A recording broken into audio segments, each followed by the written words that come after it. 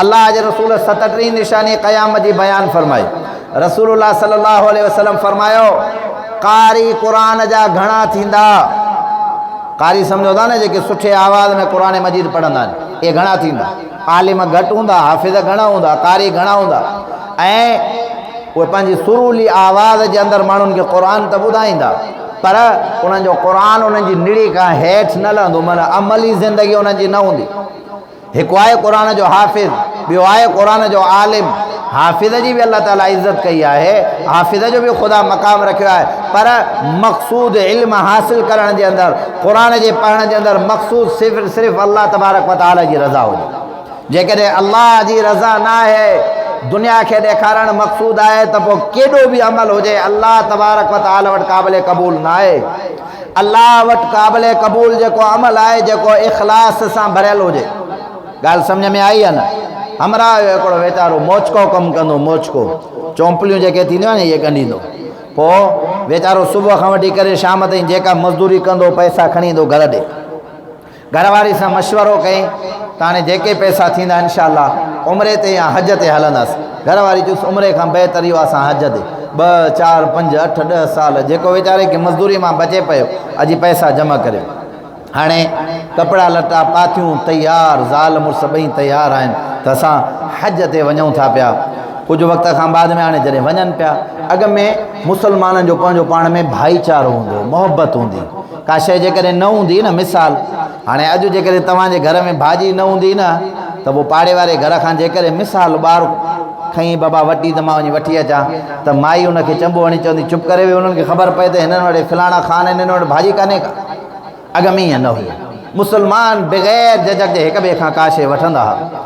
हिन जी घरवारी चयो हाणे ॻाल्हि इहा, असां लटा कपिड़ा पाए तयारु थियल आहियूं, असां ईअं जो हलिया हलूं ऐं मानी वग़ैरह पचाईंदासीं त देरि थी वेंदी। बहितर इहो आहे जेको पाड़े जो घरु आहे, भित भित सां मिलियल आहे, इन्हनि जो दरवाज़ो खड़कायो, जेका शइ हिननि वटि तयारु हुजे ॿ गिर खाई करे निकिरंदासीं। चई बहितर आहे।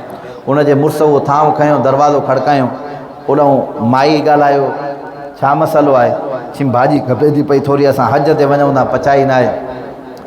चई त देगिड़ी त पचे थी, पर इहा असांजे लाइ हिलाल आहे, तव्हांजे लाइ हराम आहे। देगिड़ी पचे थी पई, हिन में कुझु न कुझु आहे, पर इहो असांजे लाइ हिलाल आहे, तव्हांजे लाइ हराम आहे। ॻाल्हि सम्झ में लॻे न आई? चई तूं बि मुसलमान, मां बि मुसलमान थी, तोजे लाइ जेकॾहिं इहा शइ हलाल या हराम आहे त मुंहिंजे लाइ बि हलाल या हराम आहे, तोजे लाइ हिलाल मुंहिंजे लाइ हराम, इहो सम्झ में न आयो। चई अदा 8 ॾिहाड़ा थिया आहिनि, मुंहिंजा मासूम बचड़ा बुख जे अंदरि सुतल आहिनि, 8 ॾिहाड़ा। हिन जे अंदरि घोड़े जो गोश्त विधल आहे, उहो पचे थो पियो। मां मिड़ी ॿारनि खे दिलासो ॾेई पाणी पीआरे, अवा भाॼी पचे थी, थोरी देरि आहे, थोरी देरि आहे, थोरी देरि आहे, ईअं दिलासो ॾेई करे मुंहिंजा मासूम ॿारड़ा सुम्ही पवंदा आहिनि। इन जे करे चवंदो खाइण जे लाइ का बि शइ न आहे मुंहिंजा भाउ, इन जे करे चवंदा असांजे लाइ हिलाल आहे, तोजे लाइ हराम आहे। मोटी आयो, थांव खणी करे पंहिंजी घरवारी खे चई हाणे लटा कपिड़ा पाए करे ज़ाल मुड़ुस शौक़ में वेठा आहिनि त हज ते वेंदासीं, पर जॾहिं ग़रीबनि जे घर जो चुल्हो ॾिसी आया, थांव उछलाए करे चई हज ख़ुदा नसीब कंदो। जेकॾहिं असांजे घर जे भरिसां को ग़रीब बुखायल सुतल हुजे न, असां हज ते हलूं, मज़ो न ईंदो। मां जेका 8 साल महिनत ऐं मज़दूरी सां पोरियो करे जेका हलाल जी कमाई आहे न, अॼु मुंहिंजो तोसां मशवरो आहे, इहे पैसा खणी ॾे, हिननि ग़रीबनि खे ॾियूं था। अल्लाह जेकॾहिं चाहींदो त असांखे हज ज़रूरु ज़रूरु कराईंदो। इहे पैसा हिननि ग़रीबनि खे ॾियूं था, हिननि जो चुल्हो हले। पैसा खणी हज वारा सभु घरवारी चयो बिस्मिल्लाह, सभु पैसा ॾेई आयो। उन वक़्त जे अंदरि हिकिड़ो वॾो बुज़ुर्ग हुयो, जेको मशहूरु ऐं मारूफ़ बुज़ुर्ग हुयो। हज ते विया, हज खां जॾहिं मोटी आया, ख्वाब जे ज़रिए अल्लाह तबारक व तआला उनखे ख्वाब जे ज़रिए ॿुधायो तव्हां सभिनी हाजियुनि जो जेको हज अल्लाह क़बूल कयो आहे न, हिकिड़े मोची जे करे तव्हांजो हज क़बूल कयो आहे। तव्हां सभिनी जो हज अल्लाह कंहिंजे करे क़बूल कयो? ॾाढा हंधि ॻाल्हायो, हिकिड़े मोची जे करे ख़ुदा तव्हांजे हज खे क़बूल कयो आहे।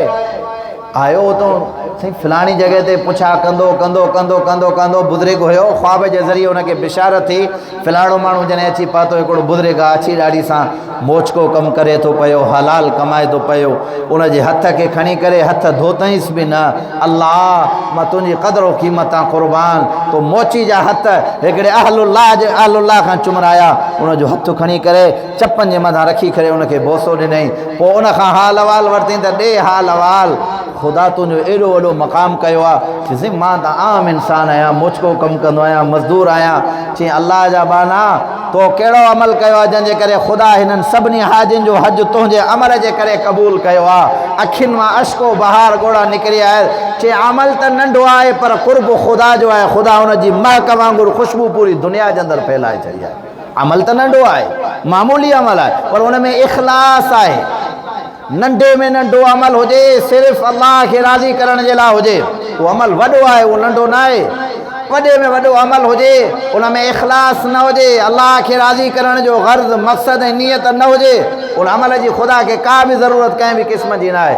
त कारी त हूंदा क़ुर जा, पर उनजो मक़सद दुनिया खे राज़ी करणु हूंदो। अॼु खोड़ अहिड़ा माण्हू आहिनि, अल्लाह ताला माफ़ फरमाए, जेका ॻाल्हि ग़लति आहे उनखे ग़लति चवंदासीं, जेका सही आहे उनखे सही चवंदासीं। खोड़ अहिड़ा कारी जिन क़ुर खे पढ़ियो इन गर्ज़ ऐं मक़सद सां माल कमायो, हालांकि ख़ुदा क़ुर वारे खे मालवंद कयो आहे। हिन क़ुर मजीद खां वधीक ॿी का बि मिल्कियत कंहिं बि क़िस्म जी न आहे। क़ुर वारो इन जे करे रसूलुल्लाह सल्लल्लाहु अलैहि वसल्लम फरमायो, असांजे मशाइख़ बुज़ुर्गनि उलमा फरमायो आहे त क़ुर वारे खे जेकॾहिं का हाजत हुजे बि सही न, कंहिं मालदार जे साम्हूं पंहिंजी हाजत न रखे त बहितर आहे। ॻाल्हि सम्झो था की न? कंहिं क़ुर वारे खे का ज़रूरत हुजे बि सही त कंहिं मालदार जे साम्हूं पंहिंजी ज़रूरत उन अहकमुल हाकिमीन जे साम्हूं ज़रूरत रखे, जेको पूरी दुनिया जी हाजतुनि खे पूरो करण वारो आहे। ॻाल्हि सम्झ में आई आहे न?